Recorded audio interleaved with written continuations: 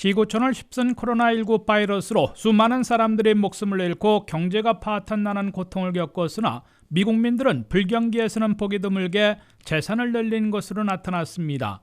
미국 중앙은행인 연방준비제도의 보고서에 따르면 미국민들의 재산은 2020년 한 해 13조 5천억 달러 늘어난 것으로 집계됐습니다. 미국 내 가구 수는 1억 3천만 가구이기 때문에 미국민 가구당 평균 10만 4천 달러씩 재산이 증가한 것으로 계산됐습니다. 물론 재산 증가분 13조 5천억 달러의 70% 이상인 9조 8,400억 달러는 상위 20% 부유층에게 돌아갔으며 전체 44%는 주가 급등에 의한 것으로 나타났습니다. 부유층은 정부의 직접 지원금은 받지 못했으나 부동산과 주가 급등의 혜택을 본 것으로 분석됐습니다.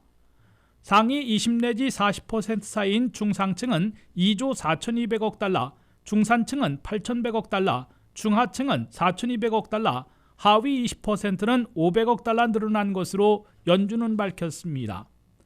저소득층은 지난해 10월 체킹 어카운트의 밸런스가 전년에 비해 50%나 급증해 정부의 직접 현금 지원금 덕분으로 보였는데 대부분 생필품 구입과 비용 납부, 빚상환에 썼기 때문에 재산 증가는 적은 것으로 해석됩니다. 이처럼 지난해 코로나 불경기에도 불구하고 이례적으로 미국민 가구의 재산이 30년 만에 최고치로 급증한 것은 수조 달러를 푼 정부의 긴급 지원과 이에 따른 부동산과 주가의 급등 덕분인 것으로 분석되고 있습니다. 미국 정부는 2020년 한 해에만 3월에 2조 6천억 달러, 12월에 9천억 달러 등 코로나 구호 패키지로 3조 5천억 달러나 긴급 지원했습니다. 연방준비제도는 제로금리와 채권 매입으로 수조 달러의 돈풀기 정책 여파를 시중에 파급시켜 부동산 가격과 주가를 급등시키는 결과를 가져온 것으로 보입니다. 미국 내 주택가격은 지난해 중간 평균가가 처음으로 30만 달러를 넘어섰으며 올 5월에는 35만 달러까지 기록하고 있는데 1년 전에 비해 올 1월에는 14%, 5월에는 23.6%나 급등한 겁니다.